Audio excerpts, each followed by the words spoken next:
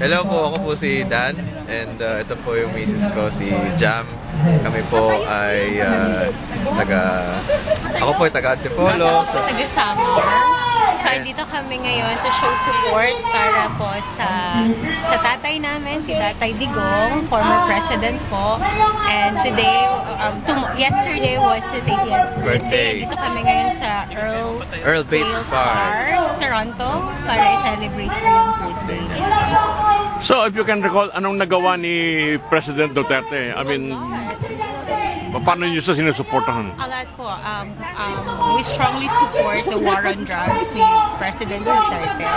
As somebody who worked in Imperial Manila during his times, ramdam namin po na safe yung streets para sa amin. Nakakauwi kami ng like Visoras ng gabi or 3 a.m. ng safe. And hindi kami nangangamba sa safety namin. At yung panahon ni Duterte na presidente siya. Yes, po. Yes. We voted for Duterte during 2016 as well. Nung nasa Pilipinas pa kami. Yeah. Gusto niyo ba i-compare yung noon at saka yung ngayon? Oh, definitely. Yes po. Definitely po, yes. Sobrang laki ng difference na liderato ng Pangulong Duterte versus kung ano pa umuno ng current administration ngayon. Ramdam ng tao ang hirap, ramdam ng tao ang krimen sa kalye. So, kaya nandito kami to support para sa maling dakip kay Presidente Duterte, which is, alam naman natin, it's against his will. And it's politically motivated. Okay. Alright, salamat. Thank you po. Thank you po.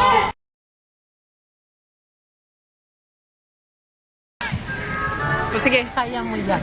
Oh. So, bakit kayo nandito ngayon sa Earl Bates Park? We are here po to support our former President Rodrigo Duterte kasi we believe po na although I know he's a tough president pero mas marami po siyang nagawang maganda sa bayan. Okay. So, hindi namin siya iiwan as Filipinos. We feel sorry for whatever happened to him right now kasi he's already 80 years old, matanda na po. And the current government of Marcos, most of the Filipinos felt that he was betrayed and I think basta andito kami to support him, to let him feel na hindi po siya nag-iisa. Lahat po ng Pilipino po, makikita naman all around the world, hindi pa po nangyari na ganito na celebrate yung birthday ng isang tao around the world. So, we are very proud of him as Filipinos and we will always support him and all the Dutertes going forward. And yeah, we wish sa darating na halalan, right? Eto ate, magsalita ka.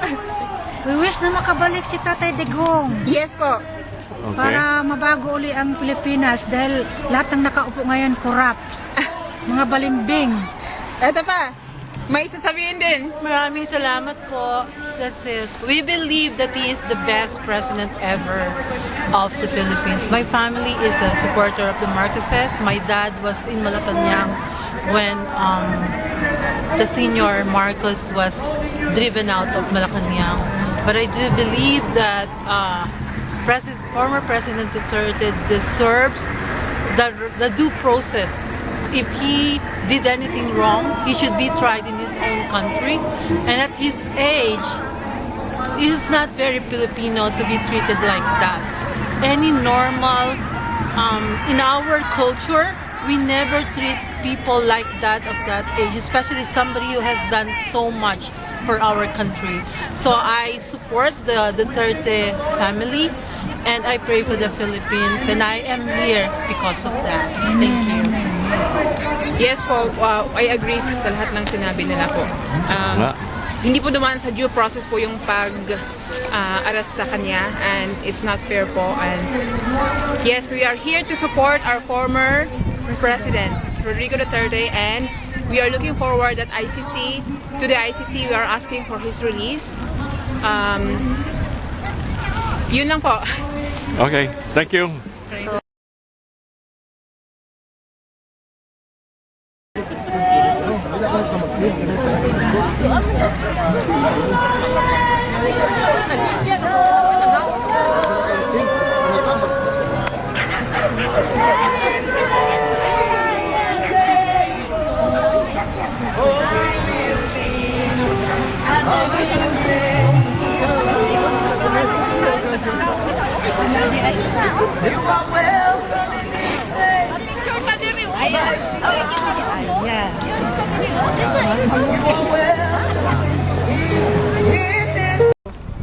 Next 4-3 in a group. Sige po. Okay. Next 4, pag dalawa lang kayo kulang, kuha kayo ng isa pa.